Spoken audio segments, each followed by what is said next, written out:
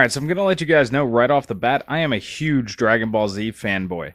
I've loved Dragon Ball Z ever since I was a kid, and that makes me extra critical on Dragon Ball games and anything else related to the series that isn't the original. Heck, I'm even extremely critical of Dragon Ball GT. But who isn't? I mean, really. Alrighty guys, so on to Ultimate Tenkaichi. This is definitely a different Dragon Ball Z gaming experience that anybody has ever experienced before.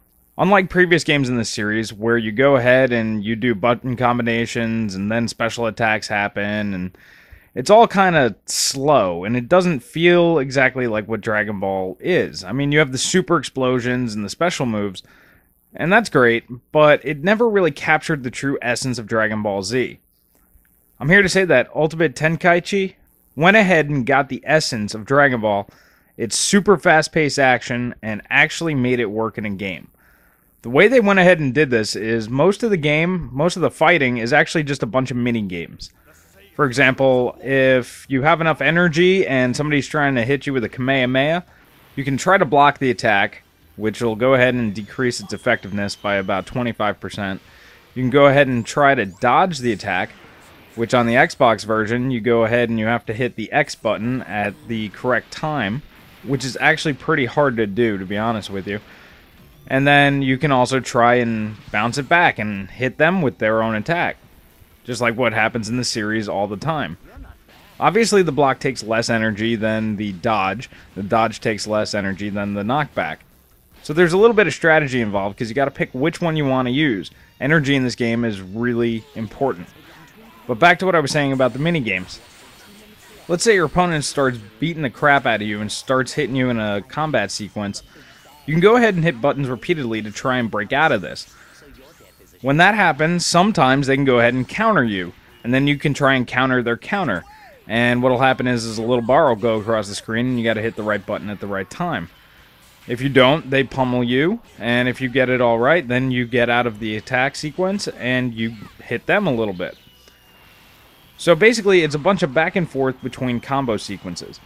As far as a fighting game goes, it's pretty straightforward. You hit X 3 times, and then you go ahead and you start a combat sequence. You can hit either X or Y.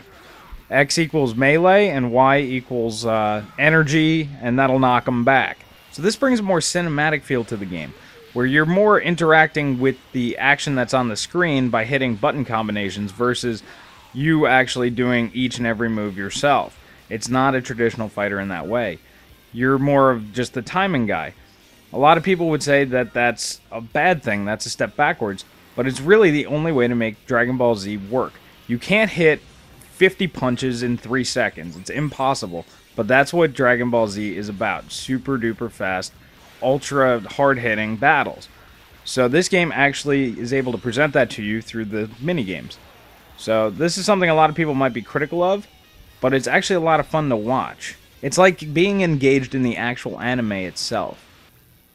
The drawback to this is the competitive multiplayer really isn't that good.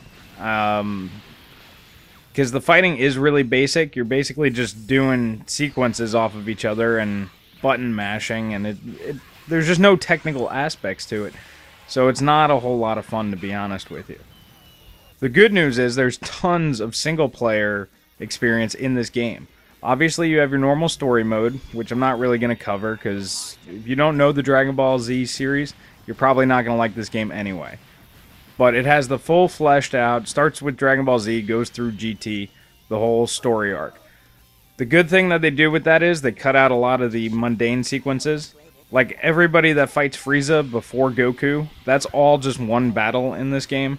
So that's actually pretty cool, because you can literally see Frieza get stronger as you go along. His attacks hurt you more, he's got more health, and that's actually pretty neat. And you can see him becoming a bigger threat just by continuously fighting him in the same battle. So I thought that was actually pretty cool. The really new experience of this game is the hero mode. You can actually create your own Dragon Ball Z character. Starting off, you really have some very limited options. But after you play through the hero mode for a little bit, you can unlock more stuff.